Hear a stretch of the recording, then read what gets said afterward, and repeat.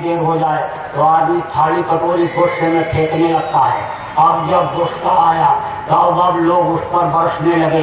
फिर समझदार लोगों ने कहा, अरे भाई इसकी गलती नहीं है, शांत हो जाओ, शांत हो जाओ, इसको कुछ मत बोलो, चलो तुम्हारे कर्म कटे शनिचर उतरा, अरे तुम क्यों परेशान हो रहे हो, चलो भाई। और उससे कहा तू सीधा साधा आदमी और इनके कहने में आ गया, ये अच्छे लोग हमको नहीं लग रहे हैं, इनकी नजरें बता रही हैं कि ये अच्छे नहीं हैं। अरे पहचान हो जाती है, उठा बैठी से चाल चलन से नजरों से आदमी की पहचान हो जाती है। मेरे भी दफ्तर में, मेरे भी दुकान पर सैकड़ों आदमी रोज आते हैं, मैं लोगों को पहचानता हूँ, देख ये अच्छे आदमी नहीं लग रहे। अभी तो इन लोगों ने कहा है कि पैसा इकट्ठा करो और बाबा जी को लाना पड़ेगा, अब जब इलेक्शन आएगा तब ये कहेंगे हमको एमएलए बना दो, एमपी बना दो।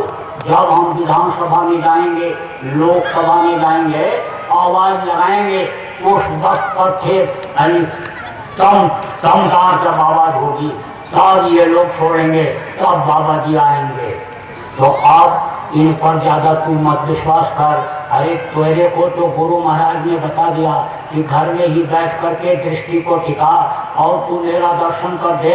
अरे तो तू क्यों नहीं पूछता है उनसे, अरे भाई मैं तो फंसा रह गया, मुझे भी अज्ञान हो गया कि भटकने से नहीं होगा, अब तो 1 घंटा सुबह शाम भजन करने से सब काम बनेगा।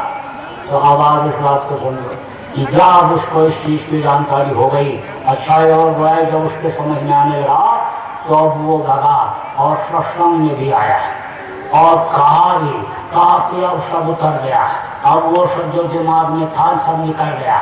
कोई आया मेरे से भी बोला कि मैंने तो आपको बहुत गाली दिया, बहुत गाली दिया, मैंने बहुत बुरा भला आपको कहा, आप मुझे माफ कर दीजिए। भाई मैंने तो कहा कि आपने गाली दिया, लेकिन मेरे पास तो वो गाली पहुंची नहीं, मैं तो जेब में भी हाथ डाल करके देख लूं, मेरे जेब में भी वो गाली नहीं होगी, तो तू मेरी चिंता क्यों करता है।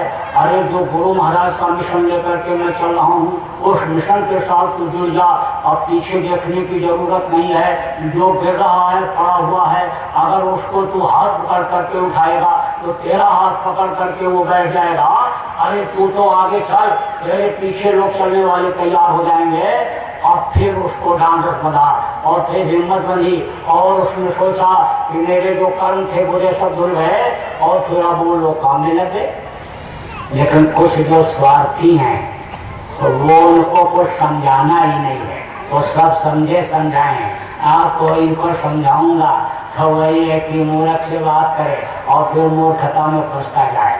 आप उस बात को समझो कि कोई सो रहा है और उसको आप हाथ पकड़ करके ऐसे थोड़ा सा हिलाओगे एकदम जग जाएगा, लेकिन जग रहा है और सोने का नखरा कर रहा है तो पैर पकड़ करके हिलाते रहोगे और पीठ पकड़ करके भी उठा के बैठा दोगे तो भी वो ऐसे नखरा करके लेट जाएगा।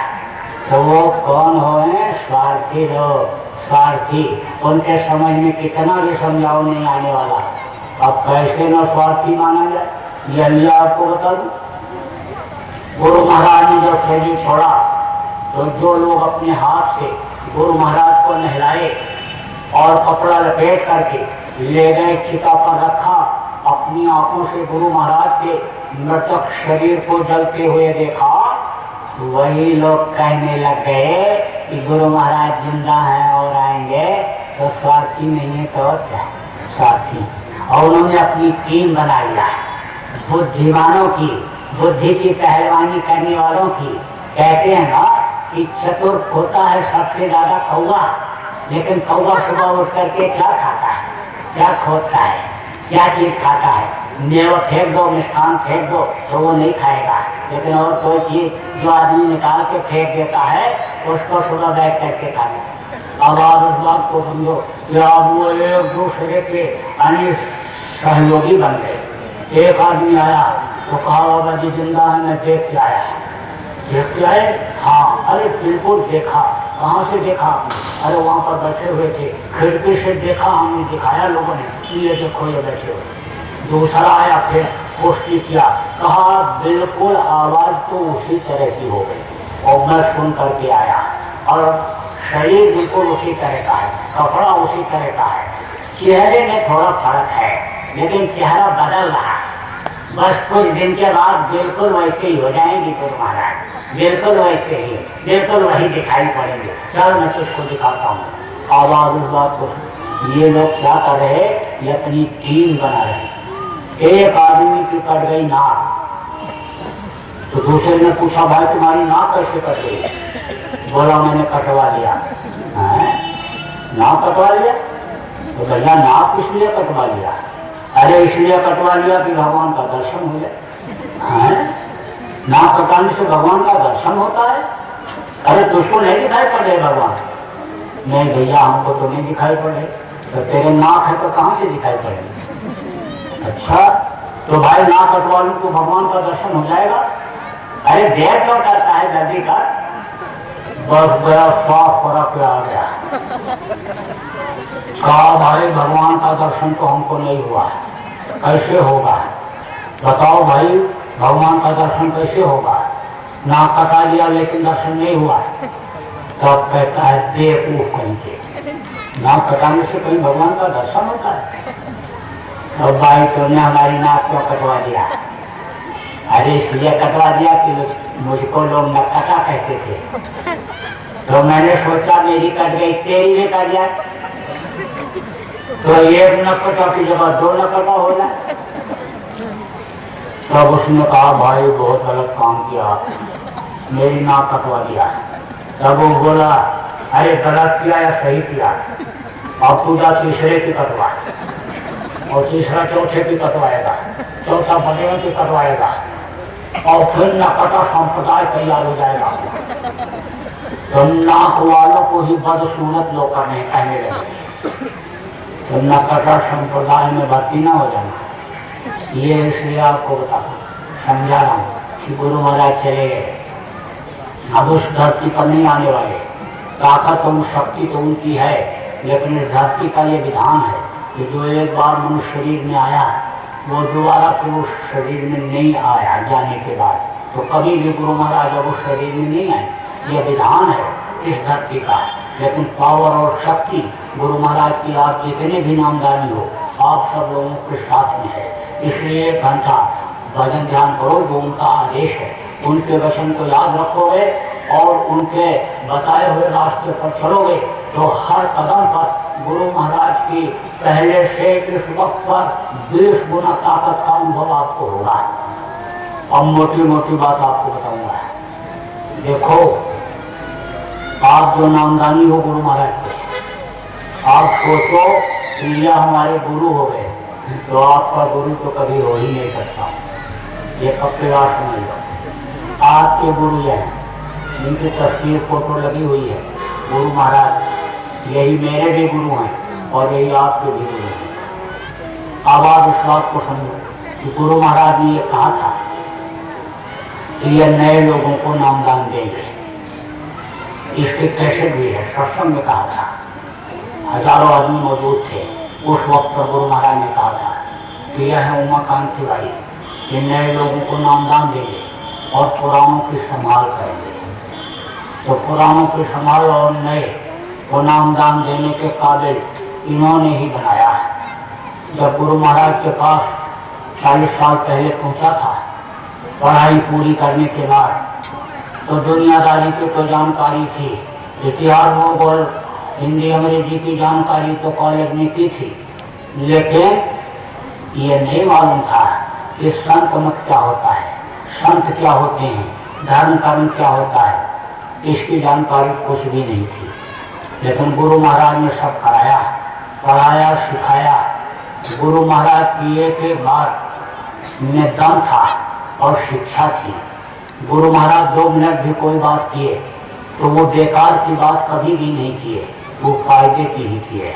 और बहुत सी बातें करते रहते थे, बताते समझाते रहते थे।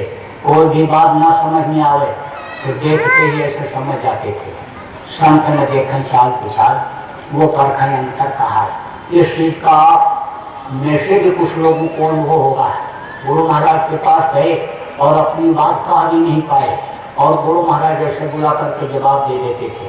कुछ ऐसे भी गए जो वहां तक भीड़ भाड़ में सामने पढ़ भी नहीं पाए और ऐसे अंतर में कहा करके चले आए और उनका काम हो गया।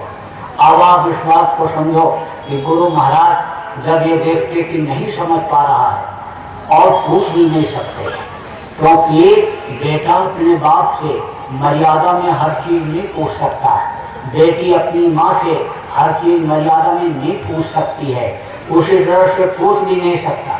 तब किस्सा और कहानी सुना करके गुरु महाराज उसको समझा देते थे और कहते थे समझ में आया? हाँ समझ में आ गया। अरे को समझे? समझ गए। अपने बच्चे को कोई क्या इस तरह से रटाए पढ़ाएगा और क्या हर चीज को सुनाएगा।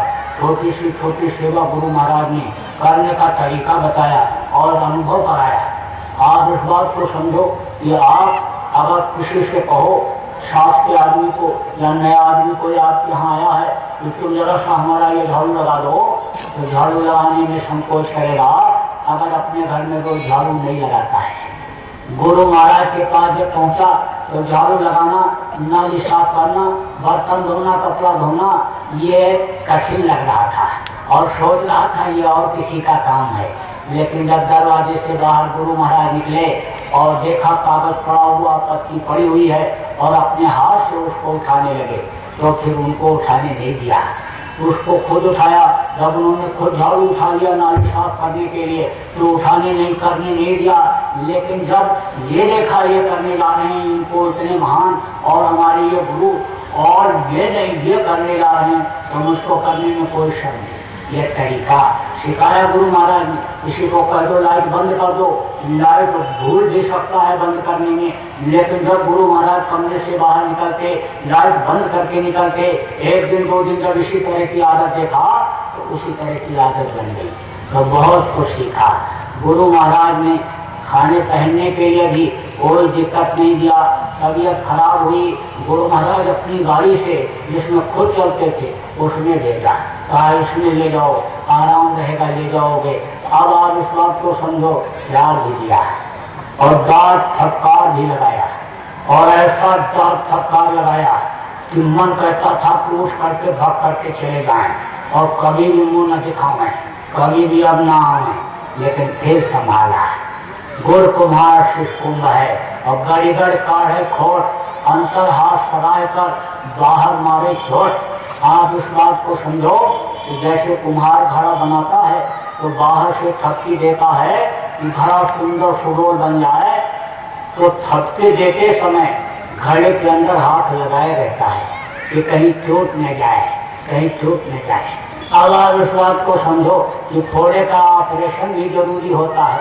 अगर हाथ में फोड़ा हो गया और ऑपरेशन करके दवा नहीं भरा गया तो वही नासूर बन जाता है, वही नासूर बन जाता है। अब हाथ में जो फोड़ा है काटते समय तो दर्द होगा ही होगा, लेकिन जब ये मालूम हो गया कि ये हाथ का फोड़ा कटवाना जरूरी था, दर्द होना जरूरी था, तब वो सब शंका निकल गई कि क्यों डॉक्टर क्यों सकता। कभी ऐसा भी होता है जब परिपक्वता आ जाती है, जब ये हो जाता है ये पक्का हो गया तो और करे अपराध और पाव फल भोग। आज विचित्र भगवान के जान में जाने जो गलती कोई कर रहा है और डांट मुझको रहे, सरकार मुझको रहे हैं। अगर उसको डांट दें, अगर उसको उस तरह से कह दें तो छोड़ करके भाग जाए, परमार्थ से नुकसान हो जाए, लेकिन उसको शिक्षा देनी है, डांट मुझे पड़ रही है, शिक्षा वो लेगा। गुरु महाराज ने दया खूब किया, अपनी हर तरह से सेवा दिया, हर तरह की सेवा दिया। गुरु महाराज जब साथ जाते साथ ले जाते, जहाँ रहते साथ रखते। गुरु महाराज ने बाहर भी भेजा सत्संग करने के लिए, चिट्ठी लिख करके भेजा ये जा रहे हैं, समझ लो मैं ही आ रहा हूँ। किसी ने लिखा आधा मैं आ रहा हूँ, किसी ने लिखा इनको मैं समझा के भेजा हूँ, इनकी बातों पर विश्वास करना। जब सत्संग सुनाते तो बगल में बैठाते मंच पर, जब नामदान दे लेते तो कहते इनको समझा दो। उसको समझाया, ध्यान भजन कराने का आदेश दिया। गुरु महाराज ने कहा इनके बच्चों का मुंडन कर देना, नाम रख देना, बीमार है तो दवा बता देना। दया उनकी हुई, दवा मैंने बताया, फायदा हुआ लोगों को, लोग मुझको मानने लग गए ये बड़े जानकार हैं, लेकिन करता है कुछ, करता है मेरा बाबा, मेरा नाम हो रहा है। अब आप इस बात को समझो कि गुरु महाराज ने विश्वास किया, पूरा विश्वास किया। रुपये पैसे का लेन देन भी गुरु महाराज ने मेरे से करवाया, लेकिन मैंने भी ईमान को डिगने नहीं दिया। गुरु महाराज के वचन को पकड़ा कि मेहनत और ईमानदारी से रहो, मेहनत और ईमानदारी की कमाई करो, उसमें शांति है। तो उसी तरह से सेवा किया गुरु महाराज की कि भान पीठ श्रेयों को लागी और स्वामी सब बहुत सर त्यागी। ऐसे ठंडी के महीने में सूरज की ये जो किरणें हैं, धूप हैं, ये स्वास्थ्य के लिए बहुत फायदा करती हैं, लेकिन सामने से नहीं, पीछे पीठ की तरफ से लेना चाहिए। और जब गुरु की सेवा करो, मालिक की सेवा करो, तो छल कपट दंभ पाखंड एक तरफ रख करके निश्चल भाव से सेवा करो। तो निश्चल भाव से सेवा किया। गुरु महाराज ने आश्रम की भी जिम्मेदारियां दिया, निर्माण का काम देखा, खेती का काम देखा, भंडारे गौशाला का देखा, गाड़ियों का देखा, लेना देना सब सामान का सब कुछ किया, पूरा बनाने की कोशिश कर लिया। यही लक्ष्य निशाना यही बना लिया, 24 घंटे में 2 रोटी खा करके, और बराबर इसी निशाने पर रहा कि गुरु महाराज का नाम हो, गुरु महाराज के आश्रम की महिमा बढ़े, और गुरु महाराज का नाम फैले, और गुरु महाराज का ये मिशन बढ़े, और गुरु महाराज जो ये लोगों को दे रहे हैं उससे लोगों को लाभ मिले। लेकिन एक समय ऐसा आया कि जीवन में बहुत बड़ा परिवर्तन हो गया, और जो कुछ भी बनाया वो सब छोड़ देना पड़ा। आप सोचो, कोई एक झोपड़ी बनाता है, उससे उसको प्रेम हो जाता है, लेकिन इतना सब कुछ 40 साल का मेहनत सब छोड़ देना पड़ा। क्यों? क्योंकि गुरु महाराज के जाने के बाद इस समय पर जो आश्रम पर लोग हैं, उनको लालच हो गई, लोभ हो गया। ये धन संपत्ति सब मेरे पास होनी चाहिए और गद्दी का मालिक मैं रहूंगा। कुछ भी हो, तो उन्होंने अपनी कमेटी बना लिया। 40-45 लोगों की पूरे हिंदुस्तान में, पूरे लोगों की 40 कमेटी बनाया, 45 आदमियों की, और उसके साथ अपनी उस गद्दी को और धन संपत्ति को बचाने के लिए उन्होंने ऐसे भी लोगों को वहां पर जोड़ा कि जो कुछ भी कर सकते थे। और ये जब निशाना देखा, ये सोच रहे हैं कि इस रास्ते में जो आएगा, रास्ते से ही उसको हटा देंगे। तो हमने सोचा कि कहीं अगर एक बूंद भी खून बह गया तो गुरु का नाम बदनाम हो जाएगा, गुरु के सफेद पगड़ी पर दाग लग जाएगा। इसलिए गुरु महाराज ने जो काम कुछ दिन पहले किया था, उसी का अनुकरण मुझे भी करना पड़ा। गुरु महाराज जब शरीर छोड़े तो उस समय पर उनके गुरु भाइयों ने यही झगड़ा झंझट कि हमको गद्दी मिलनी चाहिए, धन संपत्ति मिलनी चाहिए, जबकि गुरु महाराज को दादा गुरु महाराज ने ये काम सौंपा था। तो जब ये गुरु महाराज ने देखा तो चिरौली से हट गए, सब छोड़ करके चले आए, और फिर उधर कभी भी नहीं गए, और किसी को कहा भी नहीं कि तुम चिरौली चले जाओ। चिरौली जहाँ पर रहते थे दादा गुरु महाराज जी बहुत दिन तक रहे, वहाँ का नाम तक नहीं लिया। अब आप उस बात को समझो। फिर मैंने ये सोचा कि भाई गुरु महाराज जहाँ रहे हैं और जहाँ पर ये सब कुछ किया है, सब बनाए हैं, जब ये सब सोचने लगा कि इसका क्या होगा, यहाँ क्या होगा, ये जगह लोग पवित्र कर देंगे, और जिस चीज के लिए गुरु महाराज ने मना किया वही काम यहाँ सब होने लगेगा। तब फिर गुरु महाराज का वचन याद आया कि जब तक मैं हूँ तब तक तुम कुछ ले लो, और नहीं तो मिट्टी पत्थर से कुछ मिलने वाला नहीं है। तो मंदिर मस्जिद मकान आश्रम मठ और मन से कुछ होने वाला नहीं है। अरे चेतन से, चेतन की जब पूजा करते हैं तब चेतन मिलता है। गुरु महाराज हमेशा जड़ से चेतन की तरफ ले गए, तो हमको भी अब चेतन की तरफ जाने की जरूरत है। ये जड़ है, इसको सब छोड़ो। जैसे गुरु महाराज ने छोड़ दिया था वो सब छोड़ दिया और खाली हाथ ऐसे निकल पड़ा।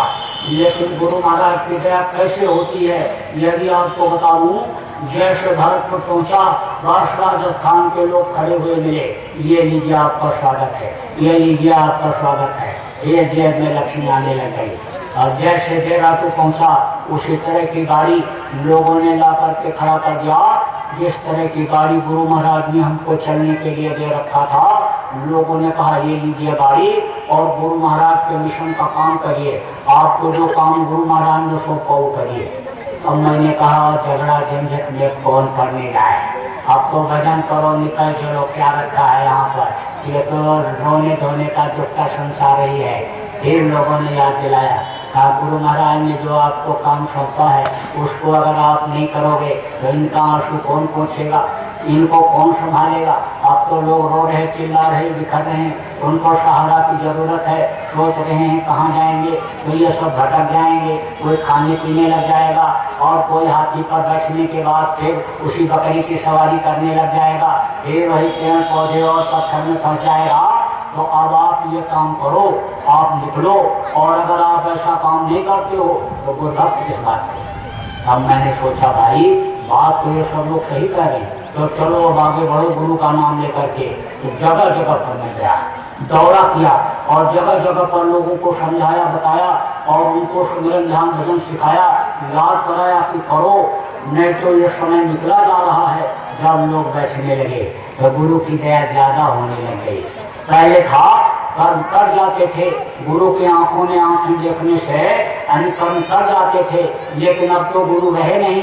अब अगर अंतर में गुरु दया नहीं करेंगे तो इनके कर्म कैसे कर सकते हैं, क्योंकि माहौल खराब है।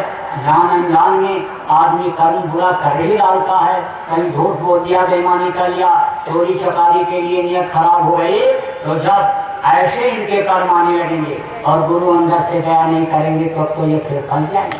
तो थोड़ा भी जिसने मेहनत किया उसको गुरु महाराज ने ज्यादा दिया।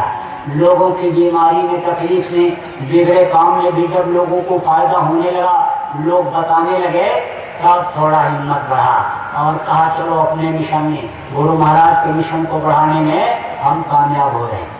फिर लोगों ने कहा का नामदान कब दोगे, गुरु महाराज ने आपके लिए कहा था। मैंने कहा भाई मैं तो एक बार अभी अंतर में इंतजार कर रहा हूँ, अंतर में एक बार जब आदेश हो जाएगा तब नामदान देना शुरू कर दूंगा।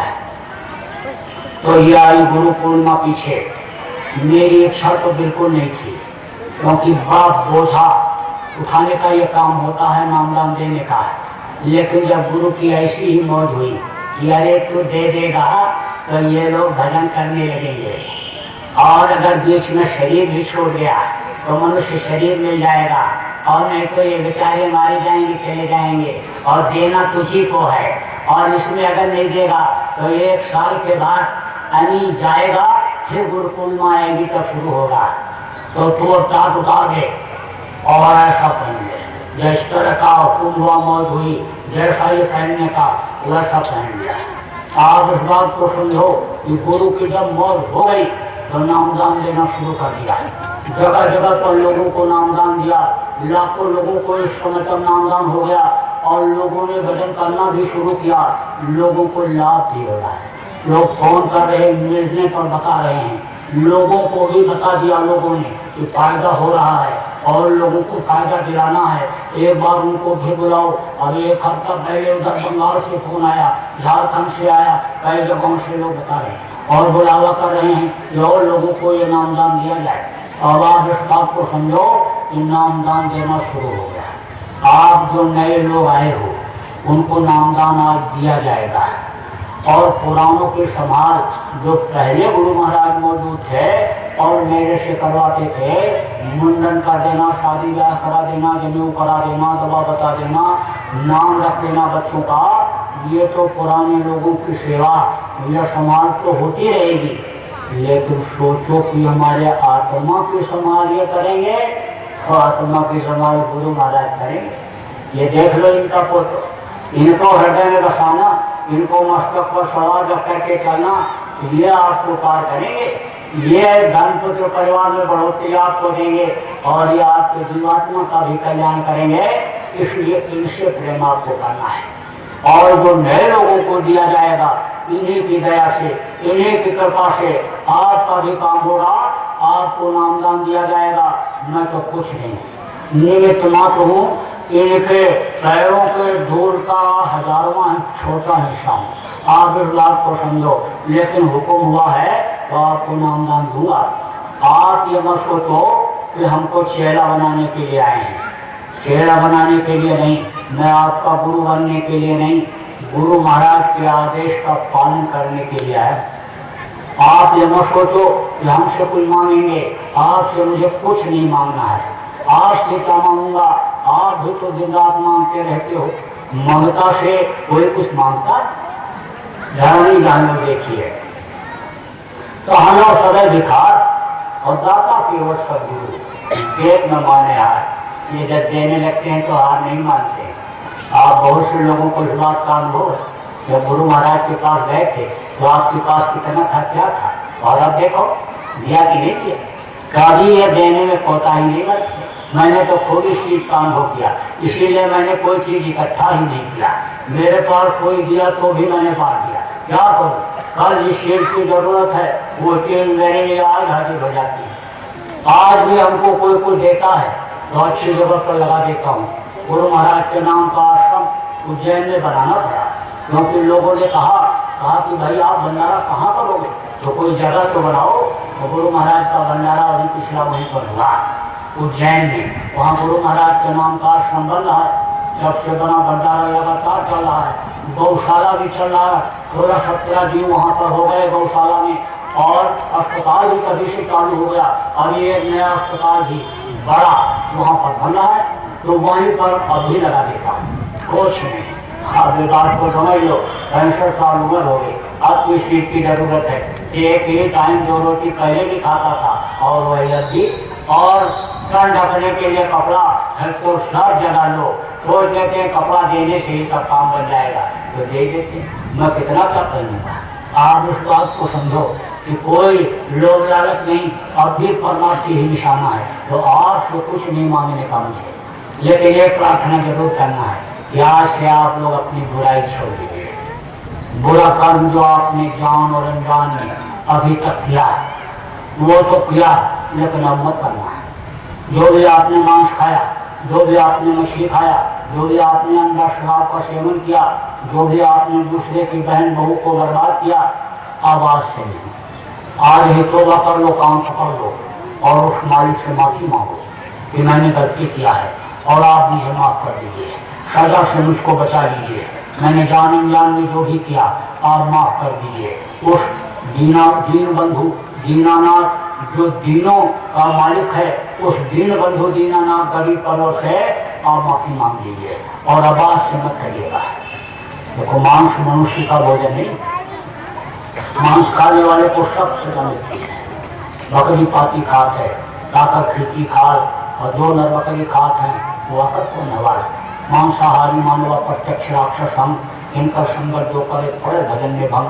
कहा गया मांसाहारी का साथ कर लो तो भी भजन में बाधा आ जाती है। और जब से मांस लोग खाना शुरू किए, देखो बीमारियां बढ़ती जा रही। जितने नर्सिंग होम अस्पताल खुलते चले जा रहे, बीमारियां बढ़ती चली जा रही। डॉक्टर पढ़ करके निकलते चले जा रहे, बीमारियां बढ़ती चली जा रही। डॉक्टर जब खून टेस्ट कराता है तो कहता भाई इसमें तो जानवरों के खून का अंश मिल रहा है। अब अगर जानवरों के लिए बनाई गई दवा खिलाता हूं तो मर जाता है, और आदमी की बनाई हुई दवा खिलाता हूं तो फायदा नहीं करता है। डॉक्टर भी परेशान है। आप देखो, उत्तम कुल पुरस्ति का नाती और शुभ ग्रंथ पूजो को वहां की उत्तम कुल पुरस्ति ऋषि का नाती था। सोने की लंका थी, 4 वेद 6 शास्त्र 18 पुराण का जानकार था रामायण, लेकिन उसको राक्षस कहा गया, उसका विनाश हो गया। क्यों?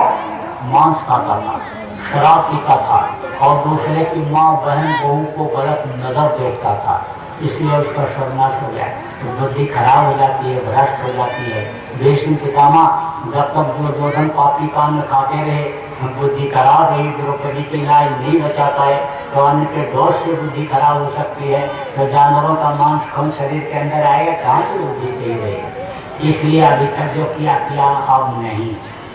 मारने वाले को भी उतना पाप, लाने वाले को भी उतना पाप, बनाने वाले को भी उतना पाप, और मांस खाने वाले को भी उतना ही पाप लगता है। इसलिए मत सोचना कि मैं अपने पति के लिए, परमेश्वर के लिए बना करके दे रही हूँ और मैं नहीं खा रही हूँ तो मैं पाप से बची रहूंगी। आपको दे रहेगा तो आज से अब घर में आने मत। अब उस चीज का संकल्प बनाओ कि मांस को बिल्कुल नहीं, और मांसाहारी को जल्दी माफी नहीं होती है। मछली क्या है? तालाब की सफाई के लिए बनाई गई, कोई भी गंदी चीज आप तालाब में डाल दो तो मछली आकर के खा लेती है। टट्टी करने के बाद धोने के लिए गए और टट्टी का टुकड़ा नीचे नदी तालाब में गिर गया तो मछली आकर के खा लेती है। कोई टीबी का मरीज है और खखार करके थुका तो वो मछली आकर के खा जाएगी। अब आप इस बात को समझो, कोई गया कैंसर धोया और वो उसमें गिरा तो उसको वो खा जाएगी। कोई गाय अगर मर गई और बह करके नदी में आ गई, कोई सुअर बह करके आ गया, कोई कुत्ता तालाब में गिर गया, कोई सांप मर गया, बिच्छू मर गया, अब वो उसमें नहाएगा तालाब में नदी में तो मछली उसको खाएगी। ये पक्की बात है, उसका काम सफाई करने का।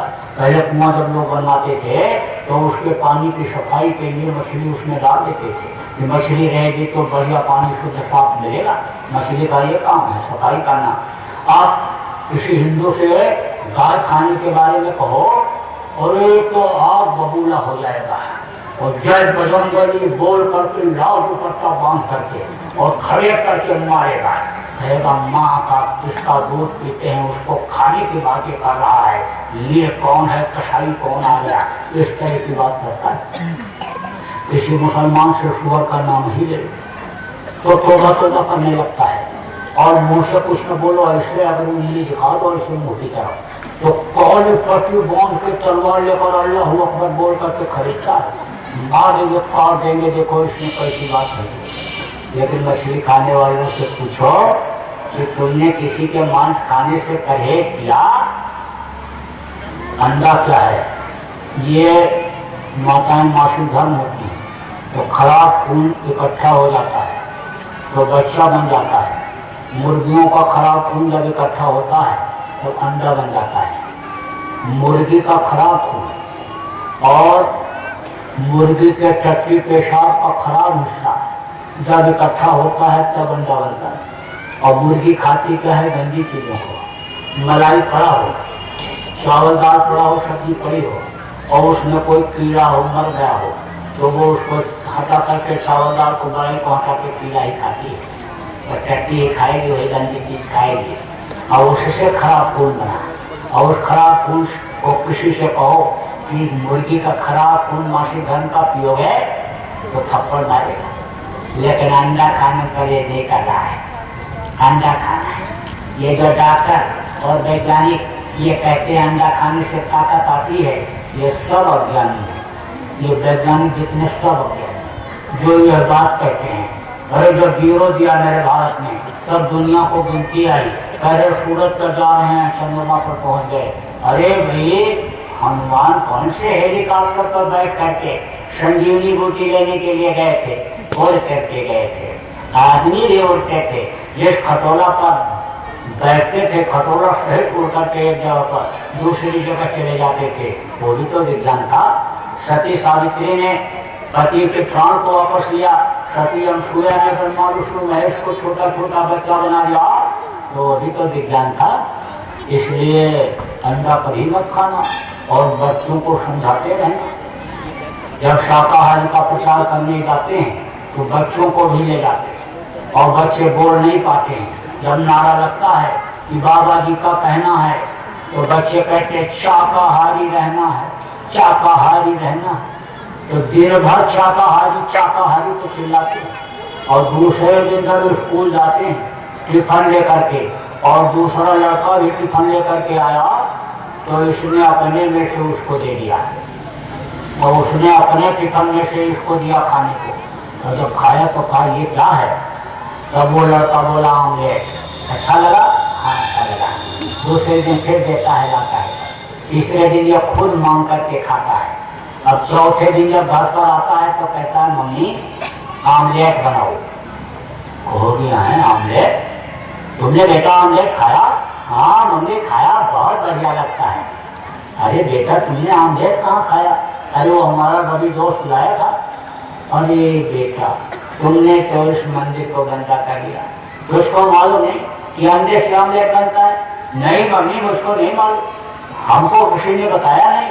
मम्मी तुमने भी नहीं बताया?